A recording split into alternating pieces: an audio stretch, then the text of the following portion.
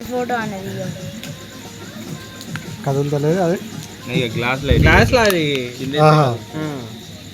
ఇట్లా పోతాను చూసారా ఇటు బాగా వెళ్తాయి రోడ్కి అవి ఇవి బాగా వెళ్తాయి. మా దగ్గర మాకు ఇంత పెద్దది దొరికింది ఈ అబ్బా దాన్ని పట్టాలంటే గజ గజ అదే మరి అది ఏమనేది అని తెలుసు కానీ పట్టాలంటే భయమే.